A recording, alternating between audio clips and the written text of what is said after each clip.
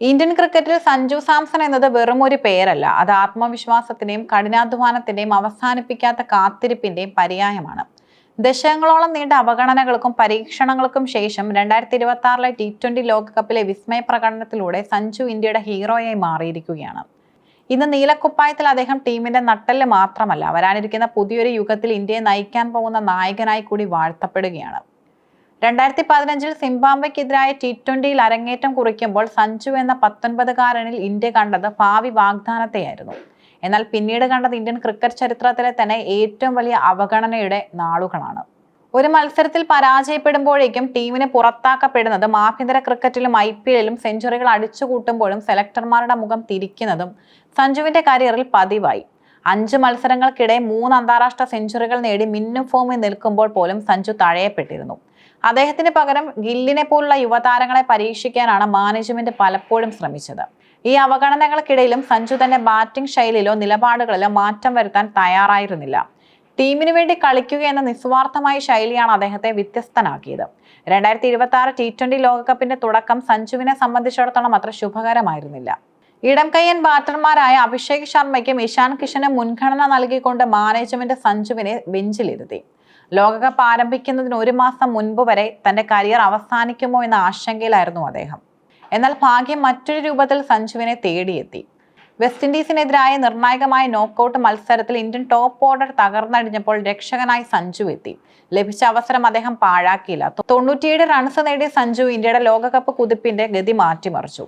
പിന്നീട് സെമി ഫൈനലിൽ കരുത്തരായ ഇംഗ്ലണ്ടിനെതിരെ നേടിയ 89 റൺസും കലാശ പോരാട്ടത്തിൽ ന്യൂസിലൻഡിനെതിരെ നേടിയ 89 റൺസും ഇന്ത്യയെ കിരീടം നിലനിർത്താൻ തുണച്ചു. ടൂർണമെന്റിലെ ടോപ്പ് സ്കോറർ പദവിക്ക് പുറമെ പ്ലെയർ ഓഫ് ദി ടൂർണമെന്റ് പുരസ്കാരം കൂടി നേടിയതോടെ സഞ്ജുവിന്റെ സ്ഥാനം അനിശ്ചിതമായി മാറി. നിലവിലെ T20 ക്യാപ്റ്റൻ സൂര്യകുമാർ യാദവ് നേരിടുന്ന ഫോമില്ലായ്മയാണ് സഞ്ജുവിനെ നായക സ്ഥാനത്തേക്ക് പരിഗണിക്കാൻ BCCI പ്രേരിപ്പിക്കുന്നത്. സൂര്യകുമാർ യാദവ് ലോകകപ്പിലും IPL 2026-ലും ബാറ്റിംഗിൽ ദയനീയമായി പരാജയപ്പെട്ടു. പരിശീലകൻ ഗൗതം ഗംഭീറുമായി നല്ല ബന്ധമുണ്ടായിട്ടും ബാറ്റിംഗിലെ പരാജയം സൂര്യക്ക് തിരിച്ചടിയായി മാറി. ഈ സാഹചര്യത്തിലാണ് അജിത് അഗാർക്കറുടെ നേതൃത്വത്തിലുള്ള സെലക്ഷൻ കമ്മിറ്റി പുതിയൊരു നായകനെ തേടുന്നത്.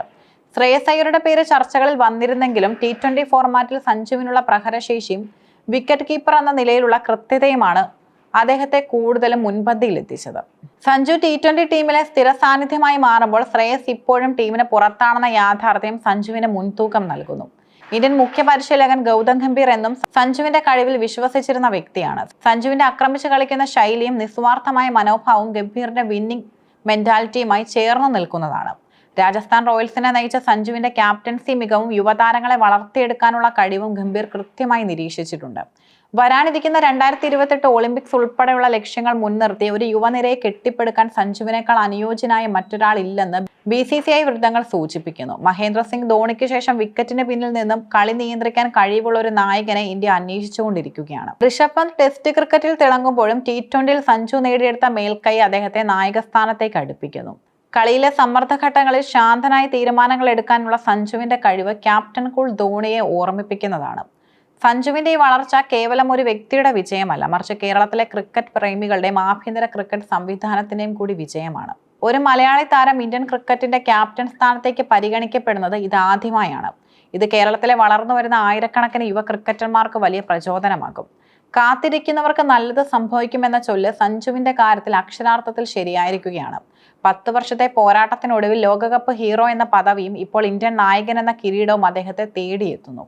രാഷ്ട്രീയവും ഗ്രൂപ്പിസവും ഇഴചേർന്ന ഇന്ത്യൻ ക്രിക്കറ്റിൽ തന്റെ ബാറ്റ് കൊണ്ട് മറുപടി നൽകിയ സഞ്ജു വരാനിരിക്കുന്ന T20 ലോകകപ്പുകളിൽ ഇന്ത്യയെ നയിക്കുന്നത് കാണാൻ കാത്തിരിക്കുകയാണ് ആരാധകർ.